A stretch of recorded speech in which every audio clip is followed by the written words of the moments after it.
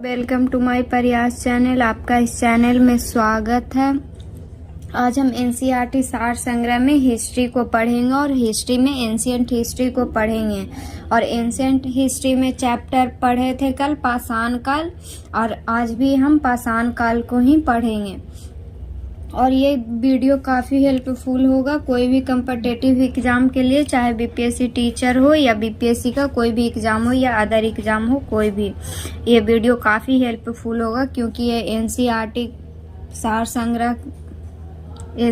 सार संग्रह का है और इसमें एनसीईआरटी क्वेश्चन भी है। इसीलिए तो ये वीडियो अच्छा लगे तो वीडियो को लाइक कीजिएगा और चैनल को सब्सक्राइब कीजिएगा। तो देखें स्टूडेंट, आगे क्वेश्चन को पढ़ेंगे। कल आधा किए थे, आज हम उसी को करेंगे। तो क्वेश्चन देखेंगे स्टूडेंट। ताम्रपाषाण कालीन संस्कृति में महाराष्ट्र के लोग मृतकों को घर के फर्श के नीचे उत्तर दक्षिण दिशा में रखकर दफनाते थे। तो ताम्रपाषाण कालीन संस्कृति में महाराष्ट्र के लोग मृतकों को फर्श के नीचे उत्तर दक्षिण दिशा में रखकर दफनाते थे। आगे देखेंगे।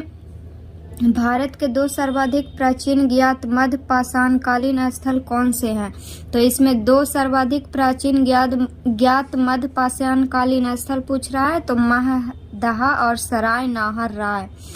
आधुनिक मानव होमोसेपियंस का प्रादुर्भाव कब हुआ? तो उच्च पूरा पाषाण काल में हुआ। क्वार्टजाइट पत्थरों के स्थान पर जैस्पर, चैट आदि के पत्थर सर्वप्रथम कब प्रयुक्त हुए? तो मध्य पूरा पाषाण काल से। तो क्वार्टजाइट जो पत्थर है, इसके स्थान पर जैस्पर, चैट आदि के पत्थर सर्वप्रथम कब प्रयुक्त हुए? तो मध्य पूरा पाषाण काल से। अग्नि का उपयोग करना मानव ने सर्वप्रथम कब सीखा? तो नव पाषाण काल से सीखा अग्नि का उपयोग करना। भारत में जीवाश्म का एकमात्र प्रमाण कहाँ मिला है? तो शिवालिक पहाड़ी से। भारतीय उपमहाद्वीप में कृषि के प्राचीनतम साक्ष्य किस स्थान से प्राप्त हुए हैं? तो मेहरगढ़ से। तो जीवाश्म का एकमात्र प्रमाण कहाँ से मिला है स्टूडेंट? शिवालिक पहाड़ी से।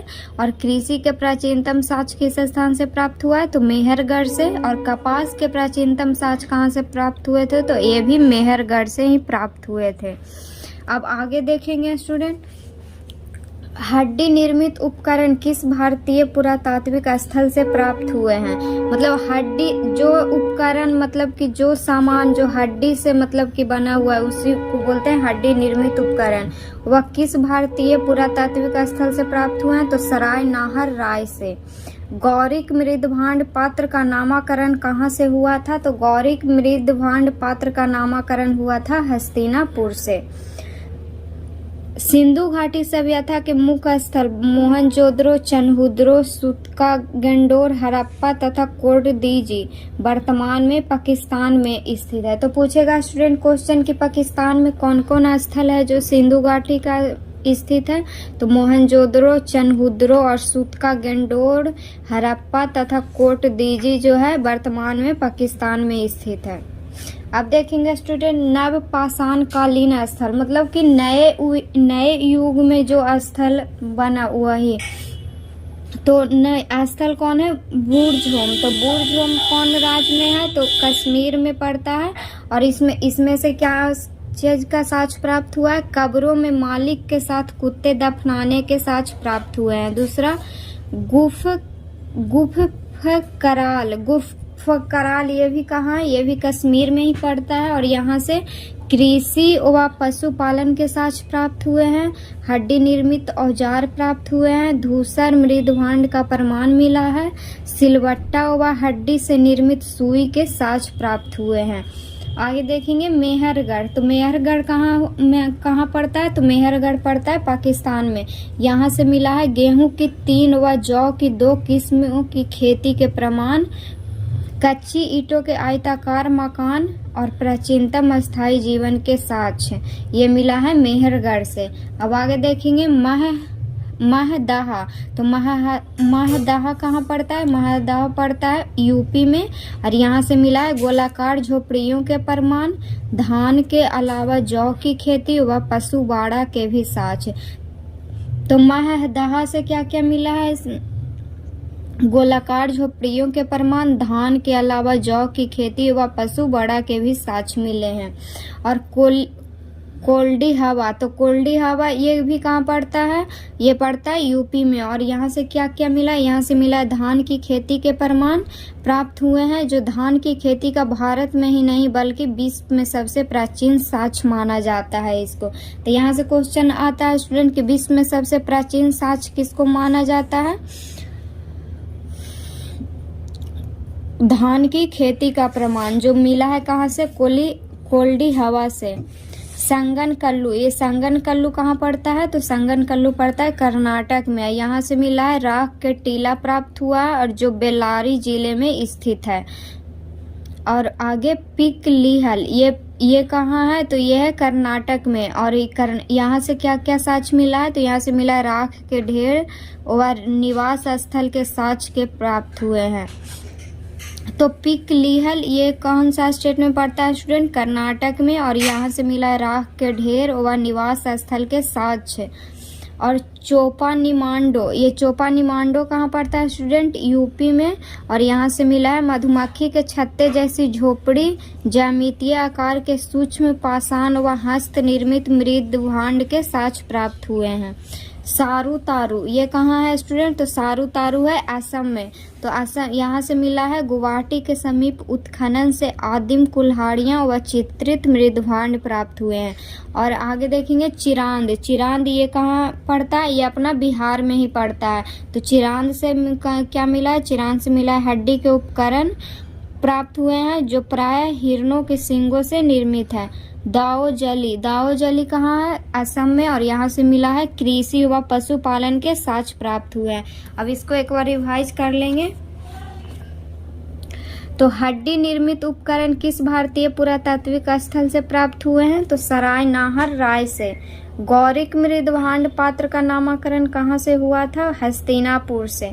अब देखेंगे स्टूडेंट कि सिंधु घाटी सभ्यता के मुख्य स्थल जो पाकिस्तान में स्थित है कौन कौन है, मोहनजोदड़ो, चनहुद्रो, सुतका गेंडोर, हड़प्पा, कोट दीजी, ये वर्तमान में पाकिस्तान में। अब देखेंगे नवपाषाणकालीन स्थल, तो पहला है बुर्जहूम, ये कहाँ पड़ता है, ये पड़ता है कश्मीर में। और यहाँ से मिला है कब्रों में मालिक के साथ कुत्ते दफनाने के साक्ष्य।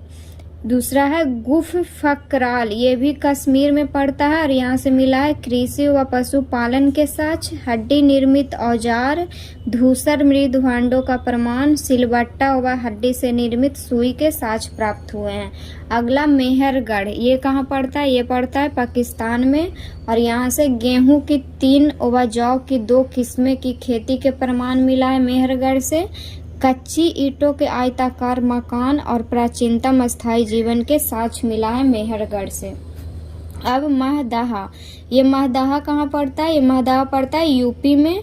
और गोलाकार झोपड़ियों के प्रमाण यहाँ से मिला है। धान के अलावा जौ की खेती व पशु बाड़ा के भी साक्ष्य मिले हैं। आगे कोल्डी हवा, ये भी यूपी में पड़ता है। और यहाँ से मिला है धान की खेती के प्रमाण प्राप्त हुए हैं जो धान की खेती का भारत में ही नहीं बल्कि विश्व में सबसे प्राचीन साक्ष्य माना जाता है। अब आगे देखेंगे संगनकल्लू, ये संगनकल्लू कहाँ पड़ता है, कर्नाटक में। और यहाँ से राख के टीला प्राप्त हुए हैं जो बेल्लारी जिले में स्थित है। आगे देखेंगे पिकलीहल, ये कहाँ पड़ता है स्टूडेंट, कर्नाटक में। और ये यहाँ से प्राप्त हुआ राख के ढेर व निवास स्थल के साक्ष्य प्राप्त हुए हैं। और आगे चोपानीमांडो, चोपानीमांडो कहाँ पड़ता है, तो यूपी में पड़ता है। और मधुमक्खी के छत्ते जैसी झोपड़ियाँ, ज्यामितीय आकार के सूक्ष्म पाषाण हस्त निर्मित मृदभांड के साक्ष्य प्राप्त हुए हैं। आगे सारू तारू,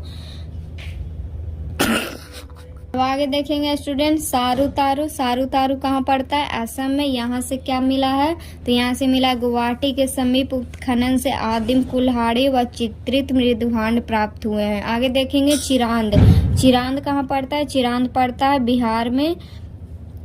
और यहाँ से मिला है हड्डी के उपकरण प्राप्त हुए हैं जो प्राय हिरणों के सींग से निर्मित है। और दाओजली, यह पड़ता है असम में। यहाँ से कृषि व पशुपालन के साक्ष्य प्राप्त हुए हैं।